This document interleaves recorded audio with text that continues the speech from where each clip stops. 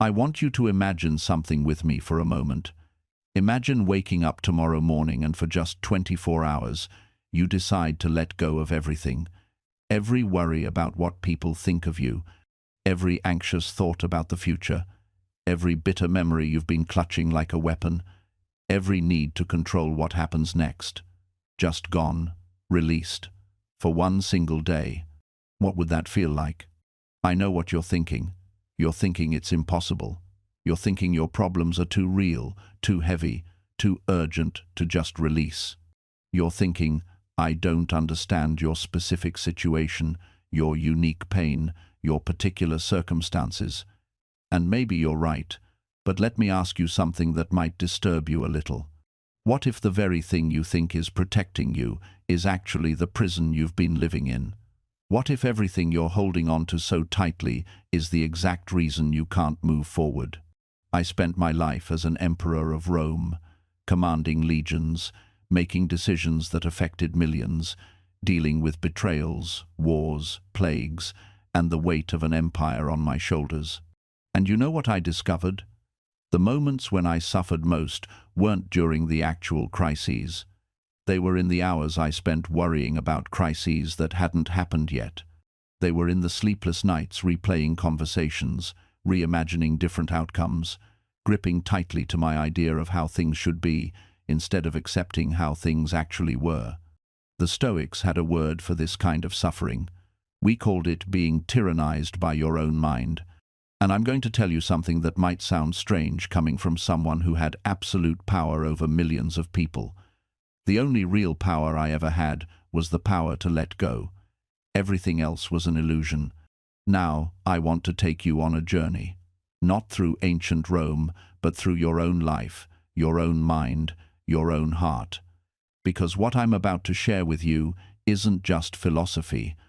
It's not theory. It's a practice that can transform your next 24 hours and possibly your entire existence. But I need you to stay with me.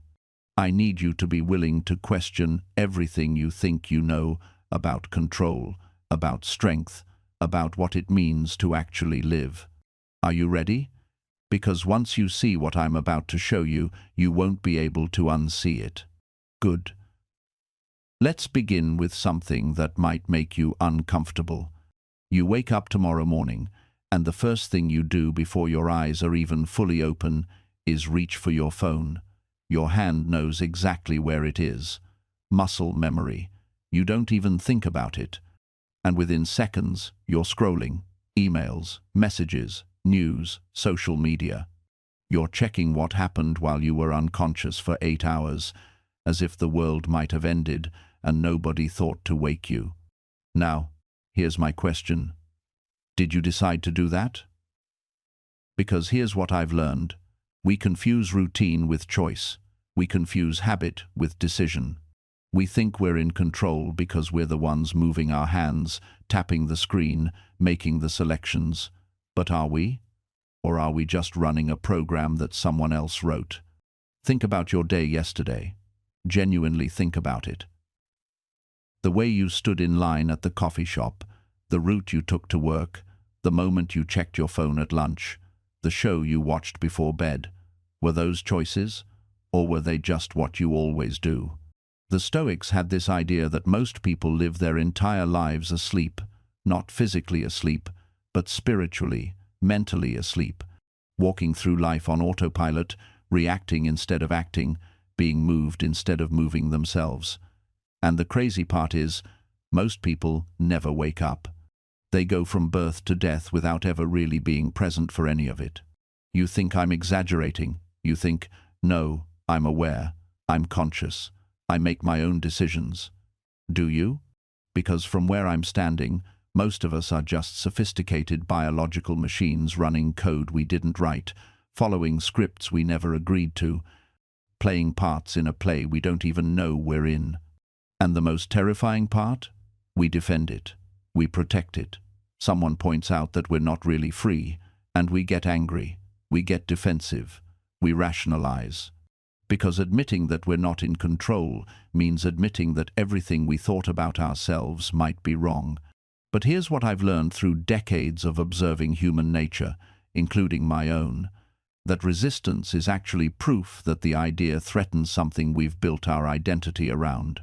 The stronger the resistance, the more important it probably is for us to examine. Think about the last time someone gave you feedback that made your blood pressure rise. Maybe a partner said you never really listen. Maybe a colleague suggested you take credit for other people's work. Maybe a friend pointed out you always play the victim in your own stories. Your immediate reaction wasn't curiosity, it was defense.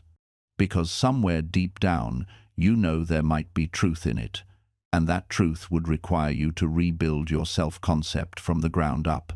It's easier to dismiss the messenger than to examine the message. I spent years believing I was a patient person. I really did. I'd tell myself that I was calm under pressure, that I didn't sweat the small stuff. Then, one ordinary Tuesday, my internet went down during an important video call, and I watched myself transform into someone I didn't recognize, slamming the laptop, cursing at the router, pacing like a caged animal.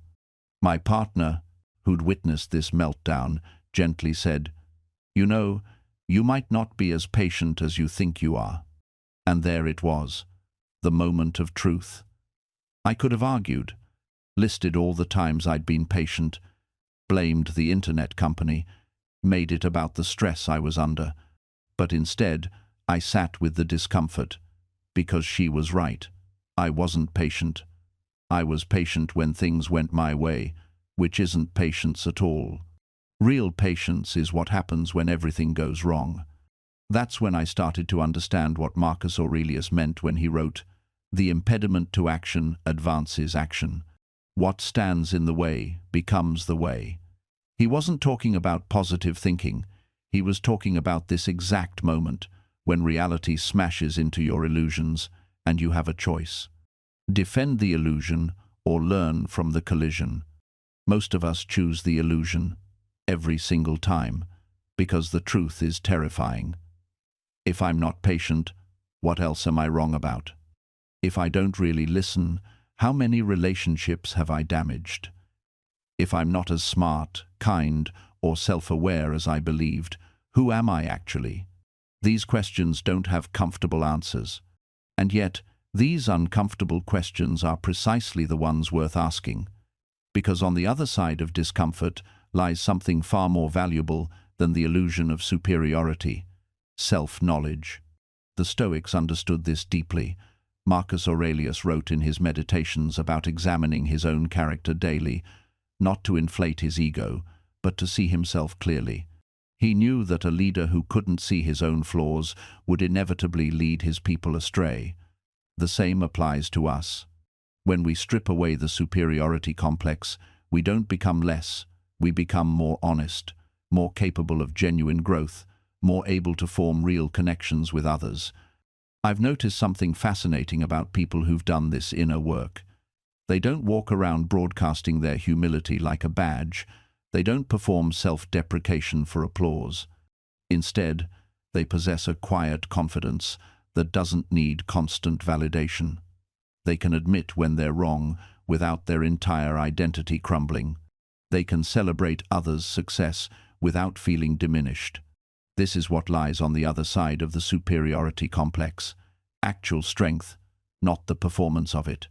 But getting there requires something most of us resist with every fiber of our being. It requires us to sit with the possibility that we've been wrong about ourselves, that the narrative we've been telling, the character we've been playing, might need a rewrite. Think about the last time someone criticized you, not attacked you, but offered genuine, constructive criticism. What was your first instinct? If you're like most people, your mind immediately began constructing a defense, finding reasons why they were wrong, why they didn't understand, why their perspective was flawed. This is the superiority complex in action, defending its territory. It would rather preserve your inflated self-image than allow you to grow. But what if, just once, you didn't defend? What if you simply listened, considered, and asked yourself, could they be right? Not about everything, perhaps, but about something.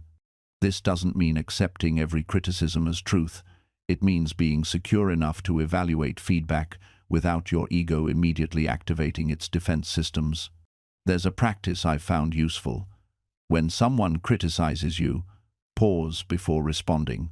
Not because you're calculating a clever comeback, but because you're genuinely considering whether there's truth in what they're saying. This pause is where growth lives. In that space between their words and your reaction, you have the power to choose wisdom over ego protection. I've watched people sabotage relationships, careers, entire lives because they couldn't sit with the discomfort of being wrong. They'd rather be right and alone than humble and connected. And here's the tragedy. They don't even realize they're doing it. The ego is so sophisticated that it convinces you that you're standing on principle when you're really just standing on pride. Think about the last time you defended yourself when you didn't need to. Someone made a minor observation, perhaps about how you did something, and before they even finished speaking, you were explaining, justifying, building your case. What were you protecting? Often, it's not the specific thing they mentioned.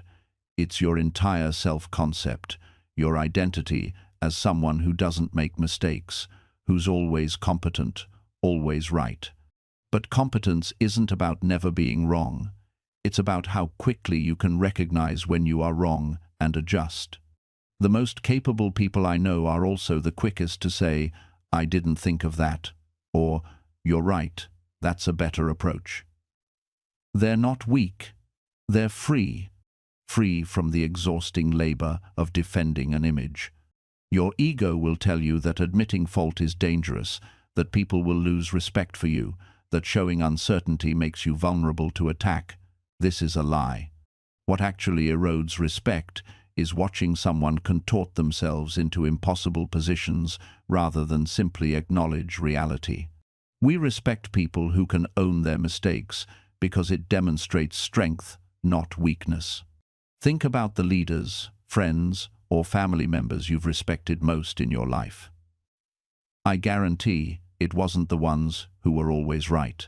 It was the ones who could say, "I was wrong about that," without their voice shaking, without a 10-minute preamble of excuses, without immediately pivoting to someone else's flaws.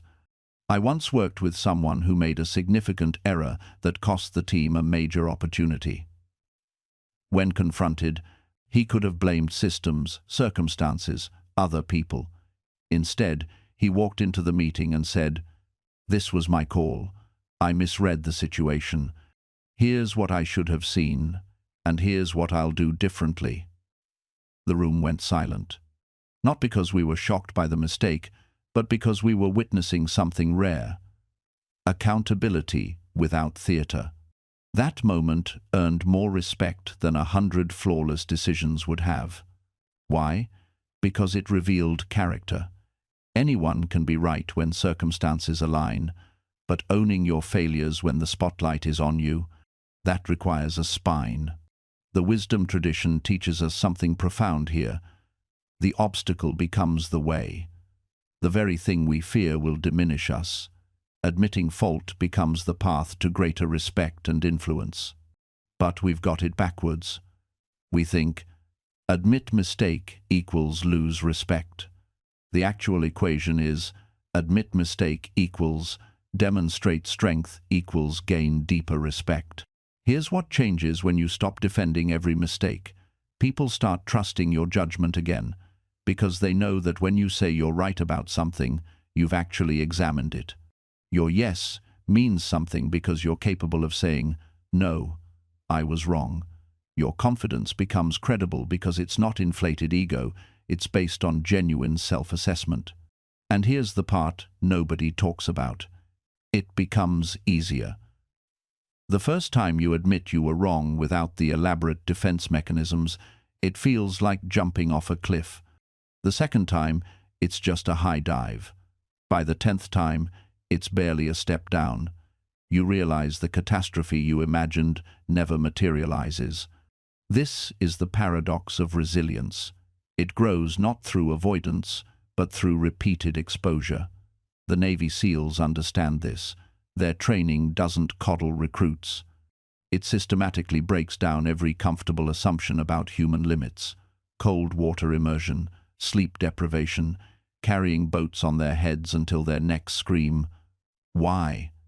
Because they're building psychological calluses. You can apply this principle without joining the military. Start small. Have that difficult conversation you've been postponing. Send that email you've rewritten 40 times. Post that creative work you're convinced isn't good enough. Each time you act despite the fear, you're teaching your nervous system a fundamental truth: discomfort is not danger. I learned this when I started public speaking. The first time I stood before an audience, my hands trembled so violently I could barely hold my notes. My voice cracked. It was humiliating, but I did it again and again. By the 20th presentation, something shifted. The butterflies never fully disappeared, but they stopped controlling me. I could speak through them, think through them, connect through them. This is what Aurelius meant when he wrote about turning obstacles into fuel. He wasn't suggesting you pretend obstacles don't exist. He was teaching transformation. Take the very thing that frightens you and use it as raw material for growth. The rejection becomes proof you're putting yourself out there. The failure becomes data. The criticism becomes free coaching. But here's where most people stumble. They think this means becoming cold, unfeeling, robotic. They confuse resilience with emotional suppression. This is a dangerous misunderstanding. Stoicism isn't about killing your emotions. It's about not being killed by them. Think of it this way. Emotions are like fire. Fire can warm your home, cook your food, light your path in the darkness. But uncontrolled, it burns everything down. The goal isn't to extinguish the fire. The goal is to build a fireplace. I'll give you a personal example. When I lost people close to me, and I lost many, I felt the grief. I didn't pretend they never existed. I didn't tell myself, it doesn't matter. The pain was real, and I let myself feel it. But I didn't let that grief become a wildfire that consumed my ability to lead, to think, to be present for those who still needed me. There's a passage I wrote during one of those dark periods. When you lose someone, you don't lose what you had with them. The past is yours forever. What you lose is only the future you imagined. That distinction saved me. The difference between honoring what was and destroying yourself over what can never be. This is what most people miss about Stoicism. We're not asking you to become stone. We're asking you to become the ocean. The ocean feels every storm that passes over it. Every wave, every current, every disturbance. But beneath the surface, there's a depth that remains steady. The storm doesn't define the ocean. The ocean experiences the storm, then returns to itself. You can be angry without becoming an angry person. You can feel fear without becoming a fearful person.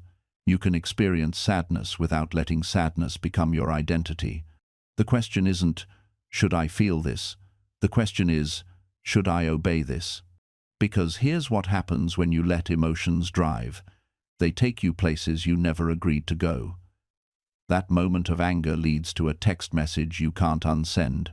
That spike of anxiety leads to a decision you'll regret for years.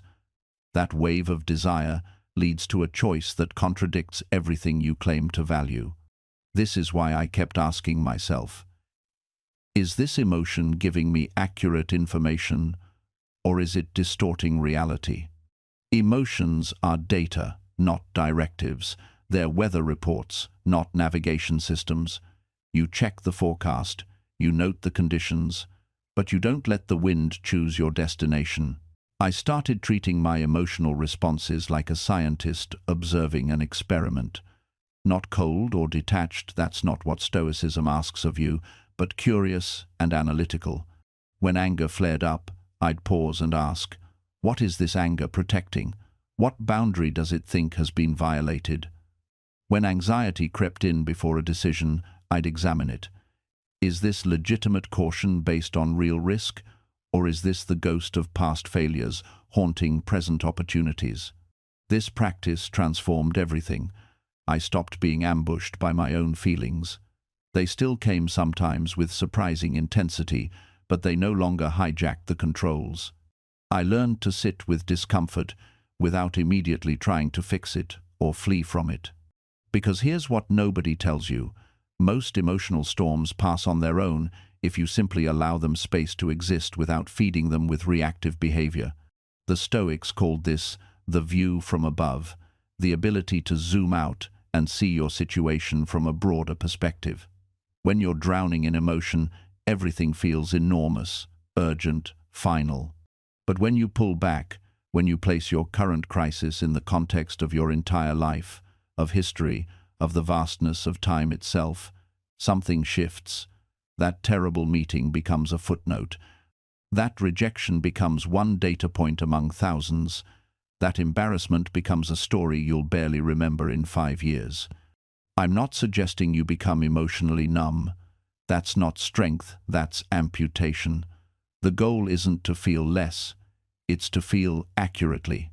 To experience your emotions fully while maintaining the clarity to choose your response.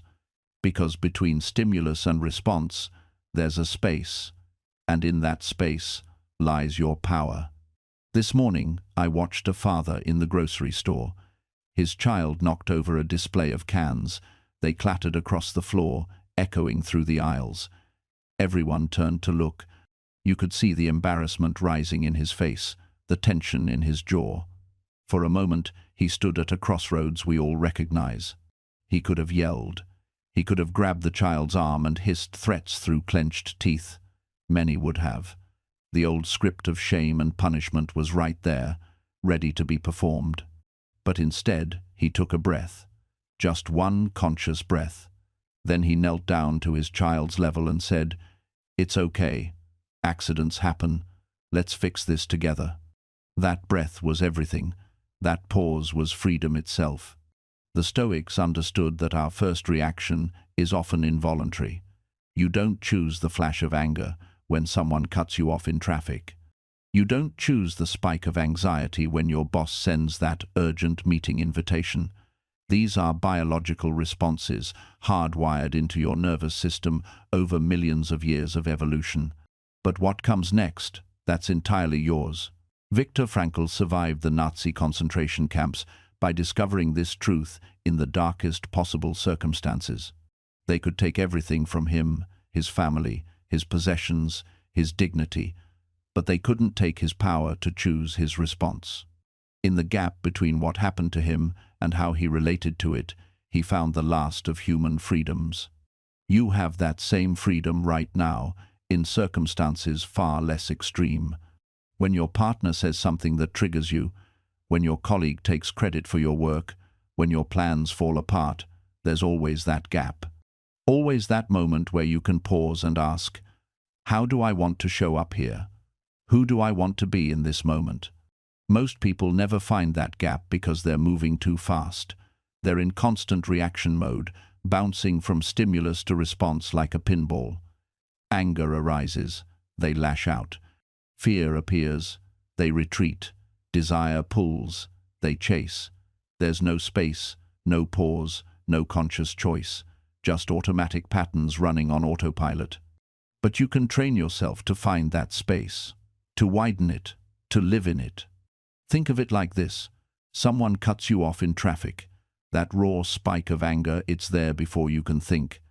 But between that anger and honking your horn, screaming, letting it ruin your next hour, there's a gap. Most people never see it, they just react. The anger becomes the action, instantly, thoughtlessly. But you're not most people anymore. You feel the anger, you acknowledge it, I'm angry. And then, in that brief pause, you ask, is this worth it? That question, that simple question, it creates space. And in that space, you choose. Maybe you let it go. Maybe you take a breath. Maybe you realize that person might be rushing to the hospital, might have just received terrible news, might simply be having the worst day of their life. You don't have to make excuses for them. but you do have to decide what kind of person you're going to be in this moment. This is the practice, every day, 100 small moments where something happens and you could react from instinct, from emotion, from that ancient part of your brain that wants to fight or flee. Or you could pause. Just 1 second, one breath, one moment of consciousness between stimulus and response. Start small. When someone says something that irritates you, feel that irritation in your chest. Notice it. Name it. I'm irritated. Then breathe before you speak. That's it. That's the beginning. When you drop something, when you spill coffee, when technology fails at the worst moment, these aren't disasters. They're training grounds. They're opportunities to practice finding that space, to choose patience over frustration, to respond instead of react. And here's what happens over time. Over hundreds of these small moments, that space gets wider. What used to take all your concentration becomes natural. What used to require deliberate effort becomes instinct. You build new neural pathways, new habits of mind. You become someone who doesn't need to be controlled by every passing emotion. You become someone who acts from intention, from values, from the person you're committed to being. Not perfect, never perfect. You'll still react sometimes. You'll still get swept away, but less often, and you'll notice faster, and you'll return to yourself more quickly. This is freedom, not the absence of difficulty, but the ability to choose your response to it. Understand that most of what disturbs you exists only in judgment, not in fact. The event itself is neutral.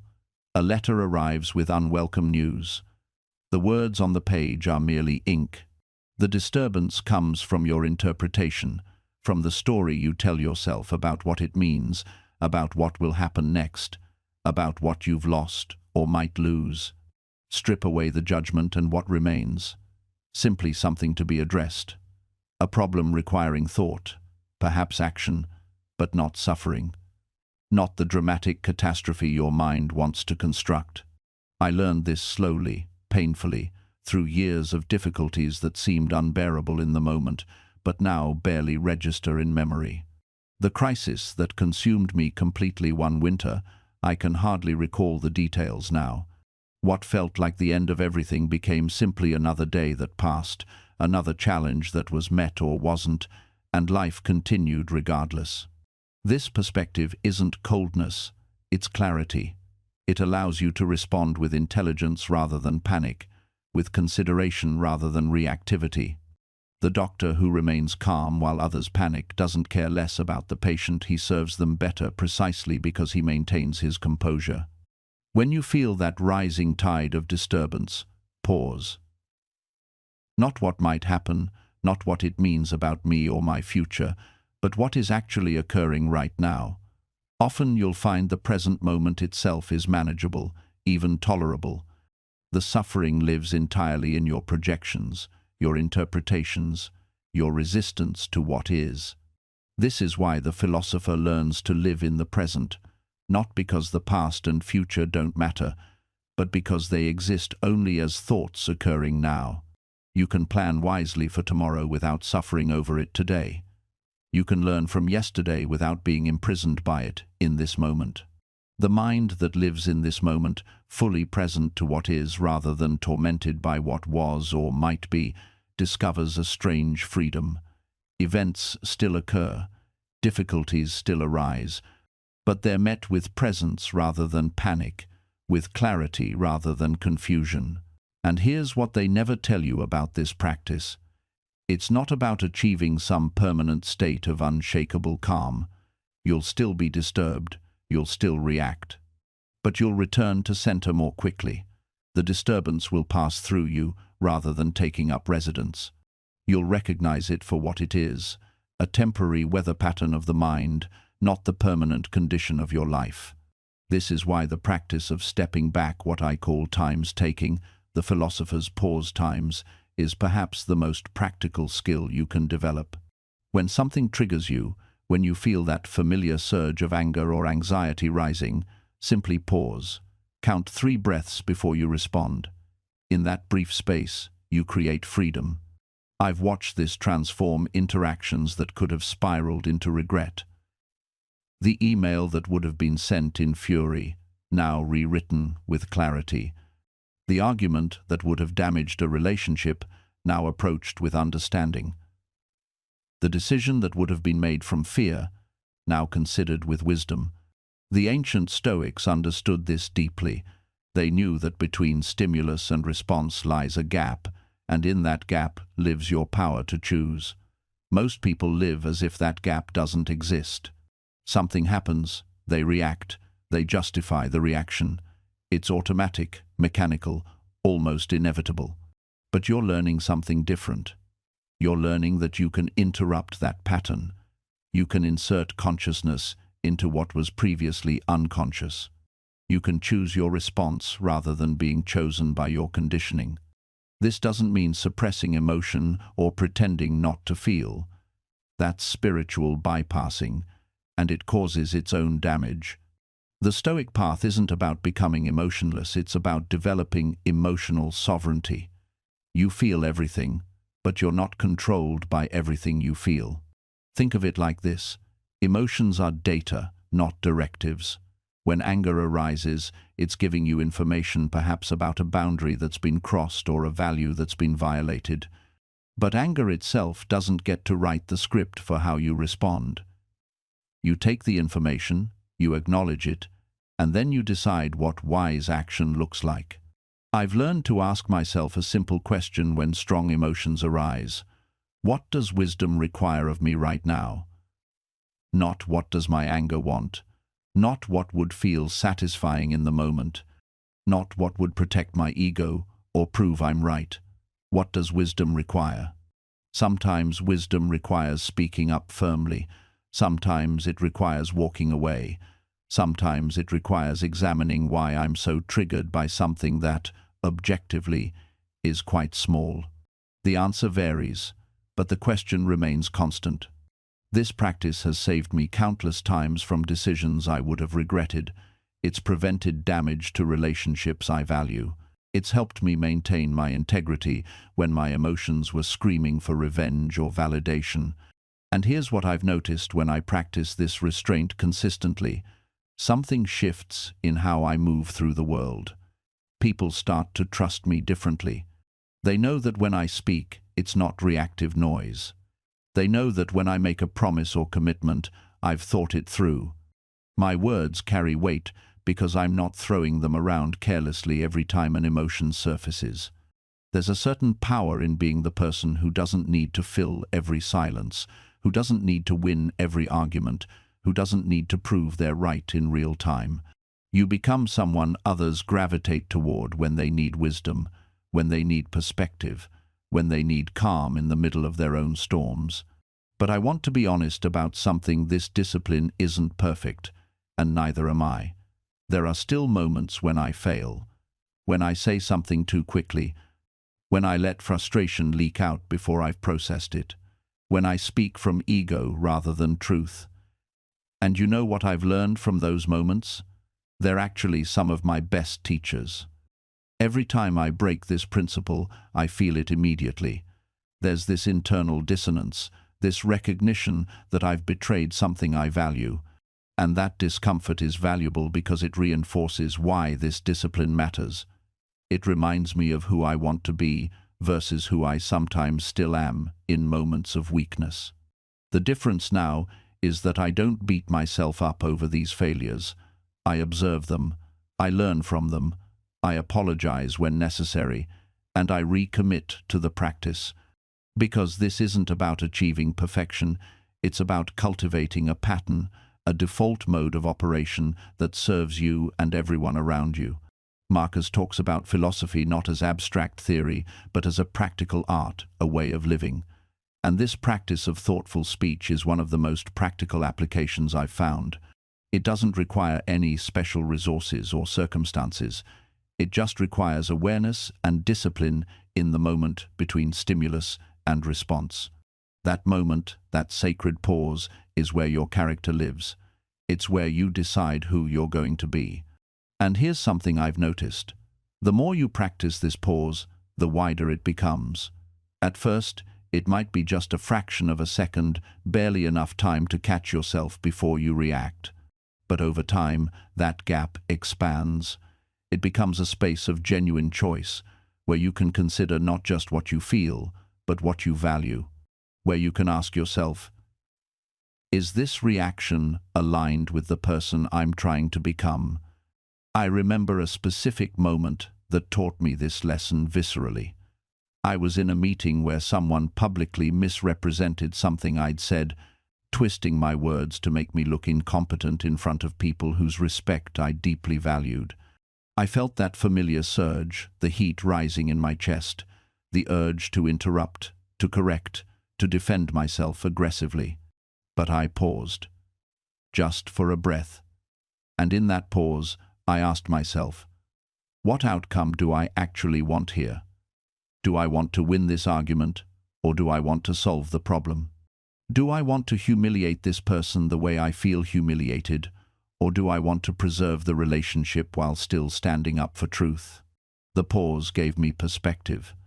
I realized that my wounded ego was driving the bus, not my wisdom. So instead of attacking, I waited until they finished. Then I calmly said, I think there might be some confusion about what I actually proposed. Let me clarify. No accusation, no drama, just clarity. The tension deflated immediately. The issue got resolved, and I walked out of that room with my integrity intact, not because I won some verbal battle, but because I didn't fight one. That's the power of the pause. It transforms you from a reactive animal into a conscious human being. It gives you access to your highest self in moments when you're most tempted to become your lowest. And the beautiful thing is, every single day gives you opportunities to practice this. Every traffic jam, every rude comment, every disappointment, every moment someone doesn't meet your expectations. These aren't obstacles to your growth, they're the gymnasium where your character gets built. The Stoics understood this deeply. They didn't see difficulties as interruptions to life. They saw them as life itself, as the raw material for virtue. When I was younger, I believed that once I achieved certain things, success, recognition, stability, life would become easier. I thought obstacles were temporary, that if I just pushed through this one challenge, the next phase would be smooth. I was wrong. What I discovered is that life doesn't get easier. You get stronger. The obstacles don't disappear. You become more capable of handling them, and that's the entire point. Marcus Aurelius wrote, "The impediment to action advances action. What stands in the way becomes the way." This isn't just philosophical poetry. It's a fundamental truth about how growth actually works. Think about how we build physical strength. We don't lift weights once and become strong forever. We progressively increase the resistance. The muscle tears, repairs, and grows back stronger. The obstacle, the weight, is exactly what creates the strength. The same principle applies to every area of life. You don't develop patience by living in perfect conditions. You develop it by being tested. You don't build resilience by avoiding hardship. You build it by enduring and adapting. What breaks us isn't the obstacle itself. It's the belief that we shouldn't have to face it. It's the resistance to what is. It's the energy we waste arguing with reality, wishing things were different, complaining about how unfair it is. The Stoics called this amor fati, love of fate. Not just acceptance, but love. To embrace whatever happens as necessary, as exactly what you need for your development in this moment. This doesn't mean being passive. It doesn't mean you don't try to change circumstances or improve situations. It means you don't waste energy resisting what already is. You work with reality as it exists, not as you wish it would be. I've watched people destroy themselves not because their problems were insurmountable, but because they couldn't accept that they had problems at all. They spent so much energy being angry about the obstacle that they had nothing left to actually overcome it.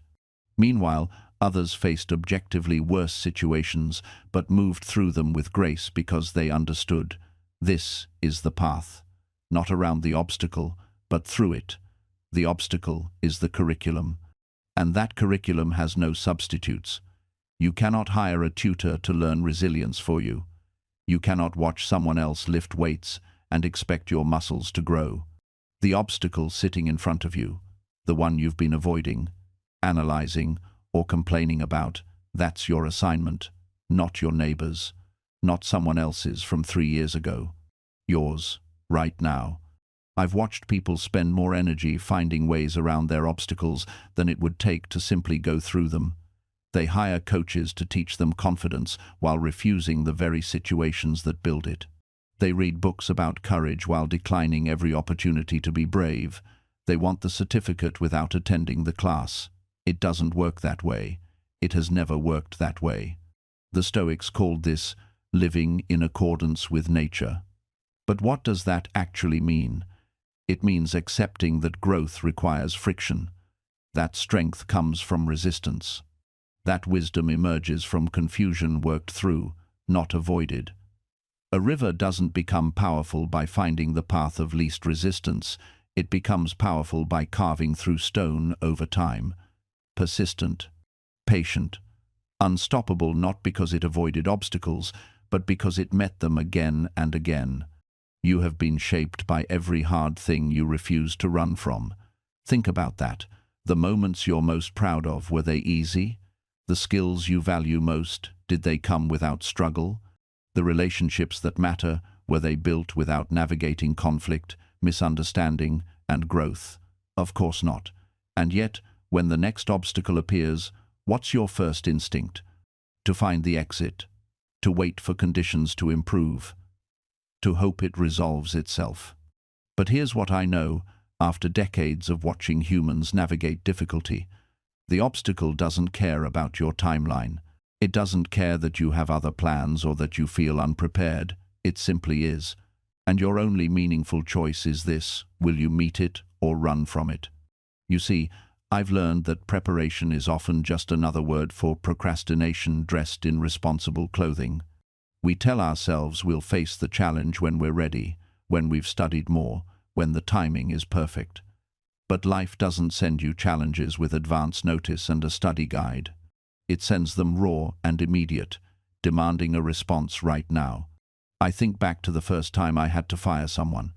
I spent weeks dreading it, rehearsing what I'd say, consulting with mentors, reading articles about difficult conversations. And when the moment came, none of it mattered.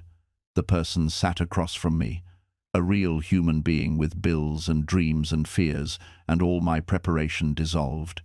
What mattered was being present in that uncomfortable moment and choosing to act with both honesty and compassion, despite wanting to be anywhere else. That's what courage actually looks like in practice. Not the absence of fear or perfect readiness, but the willingness to act while terrified and unprepared. The willingness to stumble through the difficult moment rather than avoid it entirely. And here's what nobody tells you about this: each time you meet reality instead of running, something changes in you. Not dramatically, not like the movies where music swells and you're suddenly transformed. It's quieter than that. You simply become slightly more capable of doing it again. Think of it like a callus forming. The first time you grip something rough, it hurts. Your hands are soft, unused to friction. But if you keep gripping, keep working, the skin adapts. It thickens, it becomes tougher, not through some magical process, but through repeated contact with difficulty. Your capacity for facing reality works the same way. Every avoided conversation makes the next one harder to have. Every responsibility you dodge makes responsibility itself feel more overwhelming. But every uncomfortable truth you speak makes honesty slightly easier. Every difficult decision you make strengthens your ability to make the next one. This is why running from reality isn't just painful in the moment, it's compounding. It's not a static problem. It's an investment in your own weakness, one that pays dividends of increased suffering over time. And here's what destroys people. They know this. Deep down, they know. You can see it in their eyes when they lie to themselves. There's a flicker just for a second of recognition, of truth, trying to break through the noise. But then they bury it again. They reach for the phone, the bottle, the distraction, anything to avoid sitting with what they know. This is what Seneca called voluntary slavery. You become a prisoner of your own evasion. The bars are made of all the things you refuse to face, and you hold the key but pretend you don't know where it is. You tell yourself you're trapped by circumstances, by other people, by bad luck. But really, you're trapped by your unwillingness to see what's right in front of you. I watch people do this dance for years, decades even. They build entire lives around avoiding one truth. They choose careers that keep them too busy to think. They pick partners who reinforce their delusions. They surround themselves with people who won't challenge them, who'll nod along to whatever story they're telling themselves this week. And they call this protecting their peace. They call it setting boundaries. They dress up their cowardice in the language of self-care. But you can't protect peace you don't have. You can't set boundaries around a self you're too afraid to examine. Real peace, the kind that actually lasts, comes from the other direction entirely. It comes from walking toward the fire, not away from it. From saying, yes, this is terrifying. Yes, this might destroy the version of myself I've been clinging to. But I'm going in anyway. Because here's what they don't tell you about reality. It rewards honesty, not immediately, not in the Instagram-friendly, motivational poster way. But over time, reality has a way of clearing space for people who deal with it directly. When you stop lying, you stop having to remember what you said. When you stop pretending, you stop exhausting yourself, maintaining the facade.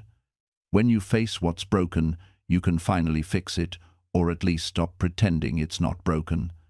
The second thing that happens when you stop running is this. You realize how much energy you were burning just to stay in place. Think about it. All those years pretending you're fine when you're not. All those conversations where you bite your tongue because you're afraid of being honest.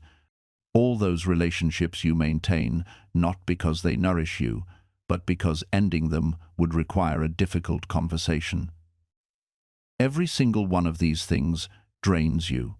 I spent years maintaining friendships that had expired. Not bad people, just people I'd outgrown, or who'd outgrown me. But I kept showing up to the hangouts, kept laughing at the same jokes, kept pretending we were still the same people we were 5 years ago. Why? Because I thought that's what loyalty meant. Because I thought admitting the friendship had run its course would make me a bad person. But here's what I finally understood. Staying in relationships that no longer serve either person isn't loyalty. It's cowardice, dressed up as virtue. It's choosing your comfort over everyone's truth. When I finally had those conversations, I think we've grown in different directions, conversations, you know what happened, relief, on both sides, because they felt it too. They were also pretending. We were all trapped in this mutual performance, each afraid to be the first to acknowledge what everyone already knew. And suddenly, I had so much more energy. Not just time energy, mental space, emotional bandwidth. I could invest in the relationships that actually mattered, that actually fed me, instead of distributing myself thin across a dozen connections that were all surface and no depth. The same principle applies everywhere. That job you hate but won't leave because it's secure. That city you're miserable in but won't move from because all your stuff is here. That version of yourself you keep performing because it's what people expect, even though you're dying inside. All of it costs you, every single day. Not just in happiness, in life force. In the energy you could be using to build something real, to connect with people authentically, to actually live instead of just exist. When you stop running, you stop bleeding energy into the void. You consolidate, you simplify. You discover that you don't need half the things you thought were essential, and the things that actually matter become crystal clear. This clarity, this is what most people never find because they're too busy accumulating. They're adding and adding and adding, building these massive, complicated lives that require constant maintenance, constant attention, constant stress. But you're doing the opposite. You're stripping away. You're removing the excess. And what you're left with isn't less, it's more. More freedom, more focus, more energy for the things that genuinely deserve it. I see this principle everywhere once I started looking. The most successful companies, they don't try to do everything, they do one thing exceptionally well. The best athletes, they don't train in 50 different sports, they master their discipline with obsessive focus. The happiest people I know, they don't have the most friends, they have deep, meaningful relationships with a select few. Minimalism isn't deprivation, it's liberation. It's the recognition that every single thing you own, every commitment you make, every relationship you maintain, it all costs you something. It costs attention, it costs energy, it costs mental bandwidth. And we only have so much to give. Think about your phone for a second. How many apps do you actually use? Really use? Probably 10, maybe 15. But you've got what, 60, 80, 100 apps cluttering your screen? Every single one sends notifications. Every single one wants your attention. Every single one creates this tiny little mental task. Should I open this? Should I check that? Should I respond? It's death by 1,000 cuts. Now multiply that across your entire life. The subscriptions you forgot about, the clothes you never wear but can't throw away, the hobby equipment for hobbies you abandoned years ago, the social obligations that drain you, the group chats that stress you out. Each one is small, each one seems manageable, but together they're suffocating you, and you don't even realize it because you've normalized the weight. When you start removing these things, when you start saying no, when you start being ruthlessly selective about what gets your time and attention, something remarkable happens. You stop feeling scattered. You stop feeling overwhelmed. You stop feeling like you're constantly behind, constantly failing, constantly inadequate. Because you're not trying to be everything to everyone anymore. You're not trying to maintain this impossible standard. You're just being you, focused, intentional, present. And here's what most people miss: being focused doesn't mean being cold. It doesn't mean being isolated. It doesn't mean you stop caring about people or stop being warm and approachable. It means you care times more asterisk, but in a more concentrated way. Think about a photographer. They can set their lens to capture everything in the frame, foreground, background, everything sharp and in focus. But often, the most powerful photos are the ones where they choose a specific focal point, where one thing is crystal clear and everything else softly blurs into the background. That doesn't mean the background doesn't exist, it just means we know exactly where to look. That's what focus does for your life. It doesn't erase the background, it just clarifies what matters most. And when you operate this way, people actually respect you more. Because they can feel the difference between someone who's scattered, reactive, and desperate for validation, and someone who's grounded, intentional, and secure in their choices. You become the kind of person others want to be around, not because you're trying to please them, but because you're genuinely present when you choose to show up. You're not half listening while scrolling through your phone. You're not mentally planning your next social media post. You're not performing for an invisible audience. You're just there, fully, intentionally. And that kind of presence, it's rare, it's magnetic, it's the kind of thing people remember. So let me ask you something, and be honest with yourself here. How much of your life right now is genuinely yours? How much of it reflects your time's values, asterisk your time's priorities, asterisk your time's vision? And how much of it is just borrowed, copied, performed for people who don't actually know you and probably won't remember you a week from now? If you stripped away all the content you feel obligated to consume, all the comparisons you can't help but make, all the invisible standards you're trying to meet, what would be left? Would you even recognize your own life? Because here's the brutal truth. Most people wouldn't. Most people have spent so long living for the algorithm, for the trends, for the validation, that they've completely lost touch with what they actually want. They've outsourced their identity to a platform, their worth to a number, their purpose to whatever's trending this week. And then they wonder why they feel empty.